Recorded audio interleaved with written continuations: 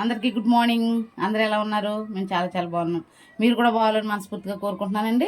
ఇప్పుడు నేను చేయబోయే కర్రీ ఏంటంటే చింతకూర. మీకు అందరికీ తెలుసు కదా, చింతకూర, చింత చిగురు అనమాట. చింత చిగురు, కొబ్బరి ఇదిగోండి, రొయ్యలు నేను ఎందుకు ఇలా పెట్టుకుంటానంటే అన్నప్పుడు దొరకవు కదండి రొయ్యలు. అందుకని నాకు దొరికినప్పుడు ఇట్లా ఫ్రై చేసి పెట్టుకుని నాకు ఏ కర్రీ కావాలంటే ఆ కర్రీలో వేసుకుంటాను అనమాట. ఇప్పుడు దాని ప్రాసెస్ ఏంటో చూసేద్దాం, ఓకేనా? ఇప్పుడు ఆ కర్రీకి సంబంధించి ప్రాసెస్ అయితే చూసేద్దామండి. స్టవ్ అయితే వెలిగించేసుకున్నాను, బాండీ అయితే పెట్టేసుకున్నాను. కొంచెం వేడెక్కిన తర్వాత మనకు సరిపడా ఆయిల్ అయితే వేసుకోవాలి. ఇదిగోండి, ఆయిల్ అయితే వేసేసుకుంటున్నాను. పచ్చిమిరపకాయలు, ఉల్లిపాయ, కరివేపాకు అయితే వేసేస్తున్నాను.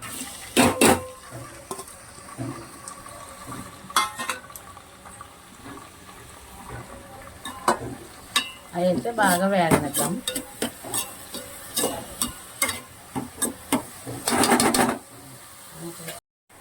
ఉల్లిపాయలు వేగడానికి కొంచెం సాల్ట్ అయితే వేసుకుంటున్నానండి నేను. తర్వాత వచ్చేసి కొంచెం పసుపు కూడా వేసుకుంటున్నాను. చిటికెడు పసుపు అయితే పెట్టుకుంటానని చెప్పాను కదా, ఆ పచ్చిరొయ్యలు అయితే వేస్తున్నాను. పచ్చిరొయ్యలు అయితే వేసేస్తాను. అయితే వేస్తానని చెప్పాను కదా, ఇదిగోండి చింతకూరని అయితే ఇలా నలిపేసుకుంటే చాలా టేస్ట్ ఉంటుంది అన్నమాట. ఇదిగోండి ఇలా టేస్ట్గా ఉంటుంది. ఇది ఇలా నలిపేసుకుని దాన్ని కొంచెం వాష్ చేసేసుకుని చింతకూర అయితే వేసుకుంటాను. చింతకూర వేసుకునేటప్పుడు మళ్ళీ చూపిస్తాను, ఓకేనా? ఇదిగోండి ఇప్పుడు ఏదైతే కడిగేసుకుంటానండి నీట్గా. ఇదిగోండి కడిగేసుకుని ఇలా నీట్గా అయితే పెట్టేసుకుని దాంట్లో అయితే వేసేసుకుంటాం. ఇదిగోండి నీట్గా కడిగి పెట్టుకున్న చింతకూర అయితే వేసేస్తున్నాను. చూసారా, చింతకూర అయితే చింత చిగురు అండి, చాలా బాగుంటుంది. నేను మా అమ్మ వంటకని తెచ్చుకున్నాను. చింత చిగురు చాలా టేస్ట్గా ఉంటుంది. మీరు కూడా ఎక్కడ చింత చిగురు దొరికితే తప్పక ట్రై చేయండి. పప్పులో వేసుకోండి, తర్వాత పచ్చిరొయ్యలో వేసుకోండి, ఏం కర్రీలో వేసుకుంటే చాలా టేస్ట్గా ఉంటుంది.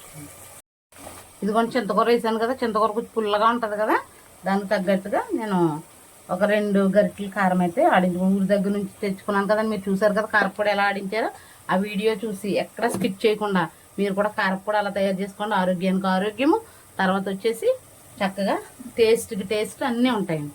ఆ వీడియో అక్కడ మా నిరుపమ వాళ్ళ ఛానల్లోకి వెళ్తే తప్పకుండా వీడియో దొరుకుతుంది. పల్లెటూరు కారపొడి, ఆ కారపొడి అలాగే ప్రిపేర్ చేసుకుని వాడుకోండి. అదిగోండి నేను ఆ కారం వేసాను. కర్రీ చూసారా ఎంత చక్కగా, చూసారా ఎంత కలర్గా వచ్చేసిందో. టేస్ట్ కూడా బాగుంటుందండి. బయట కారం ఎలా ఆడిస్తారో మనకు తెలియదు కదా, ప్యాకెట్లు అయితే కొనుక్కోవద్దండి. ఇలా అయితే ట్రై చేయండి. ఇదిగోండి తో పాటు కొబ్బరి చట్నీ కూడా చేశాను. మీకు ఆల్రెడీ లింక్ ఇచ్చాను కదండి, మా ఛానల్లోకి వెళ్ళి చూస్తే కొబ్బరి పచ్చి మామిడికాయ పచ్చడి ఉంటుంది, అది కూడా చూడండి. ఇదిగోండి చేశాను. అది కూడా పిల్లల బాక్స్లోకి ఉంటుంది. మా హస్బెండ్ బాక్స్ ఎత్తుకెళ్తాడు ఈరోజు బీచ్ అని, అది కూడా చేశాను. ఇదిగో చూడండి, అది కూడా లింక్ ఉన్నది, అది కూడా చూడండి. అది ఆ మిక్సీ ఇదిగోండి ఇలా ఉంది.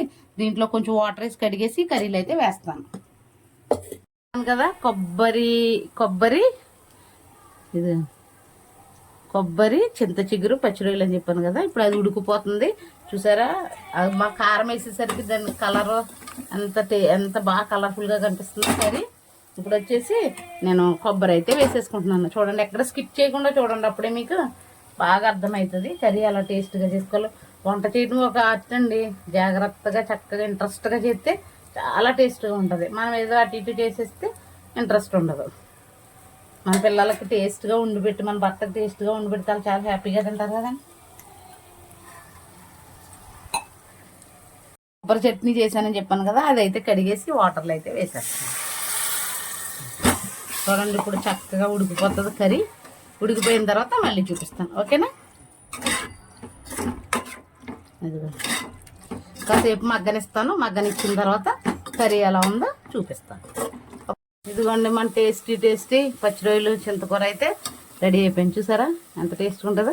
మీరు కూడా ట్రై చేసి ఈ కర్రీ ఎలా ఉందో కామెంట్ బాక్స్లో నాకు కామెంట్ చేయండి, ఓకే? వీడియో కనుక నచ్చినట్లయితే లైక్ చేయండి, షేర్ చేయండి, సబ్స్క్రైబ్ చేయండి. Okay, bye, see you tomorrow.